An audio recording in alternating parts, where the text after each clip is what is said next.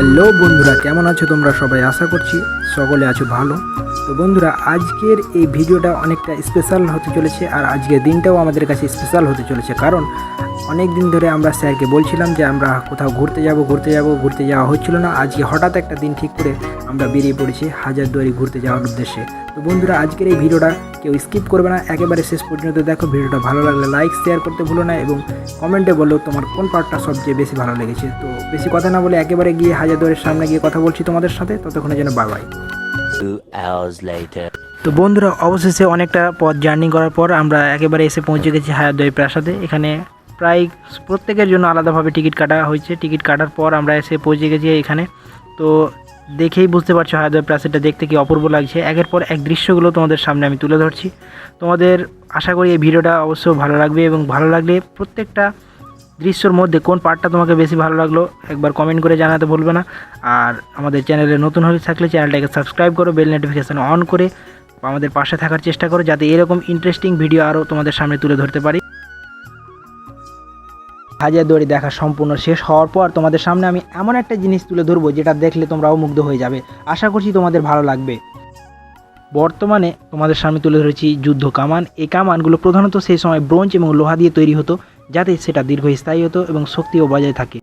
এগুলোর মধ্যে এই বিশাল আকৃতির কামানটি মূলত দুর্গ, নদী ও শহর রক্ষায় যুদ্ধক্ষেত্রের শত্রুর অগ্রগতি ঠেকাতে ব্যবহৃত হতো। এরপর তোমাদের সামনে আমি নিয়ে চলে এসেছি মদিনা মসজিদ। এর পরবর্তী অংশে তোমাদের সামনে আমি তুলে ধরেছি ইমামবাড়া। এই ইমামবাড়া মূলত মহরমের টাইমে খোলা থাকে। তার পাশাপাশি আমি কয়েকটি আরও দৃশ্যগুলো দেখাবো। কোন দৃশ্যটা তোমার সব থেকে বেশি ভালো লাগলো সেটা কমেন্ট করে জানাবে।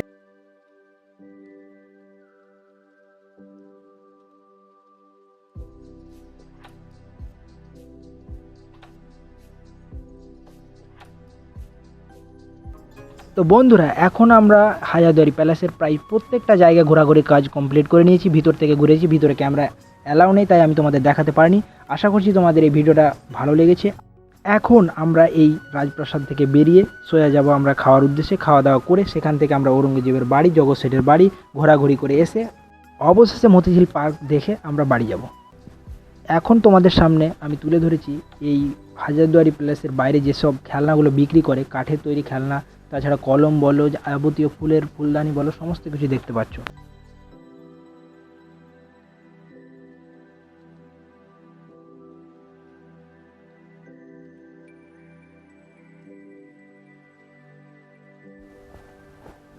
তো বন্ধুরা, আমরা এখানে এসে একটি দুঃখজনক সংবাদ জানতে পারি যে ঔরঙ্গজেবের বাড়ির মেরামতের কাজ চলছে, তাই তাদের বাড়িতে যাওয়ার অ্যালাউ করেনি আমাদের। তাই আমরা সেখান থেকে ঘুরে এসে আবার অন্যদিকে রওনা দিলাম। আশা করছি এবার আমি তোমাদের জগৎ সেঠের বাড়ি দেখাতে পারবো।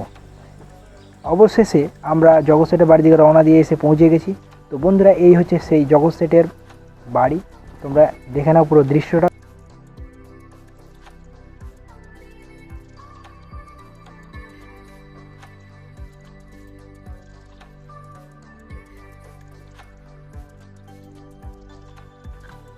ফাইনালি বন্ধুরা, এখন আমরা মতিঝিল পার্কের মধ্যে প্রবেশ করে গেছি। একের পর এক দৃশ্য দেখাবো, তোমাদের সামনে তুলে ধরবো মতিঝিল পার্কের সম্পূর্ণ দৃশ্য। কোন দৃশ্যটা তোমাদের ভালো লাগলো, কোন দৃশ্যটা তোমাকে সব থেকে বেশি আকর্ষণীয় করে তুললো, কমেন্ট করো। আশা রাখছি এই ভিডিওটা তোমাদের অনেক অনেক ভালো লাগবে। তো চলো বন্ধুরা, বেশি দেরি না করে এই মতিঝিল পার্কের কিছু দৃশ্য তোমাদের সামনে তুলে ধরছি। সেই দৃশ্যগুলো তোমরা একের পর এক দেখতে থাকো।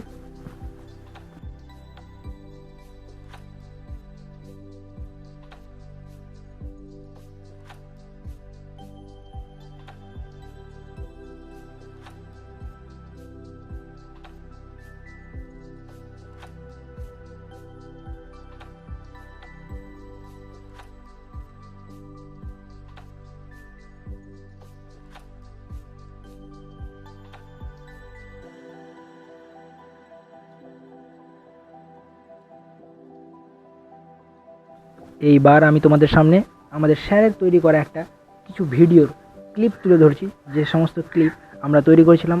আশা রাখছি তোমাদের দেখতে ভালো লাগবে।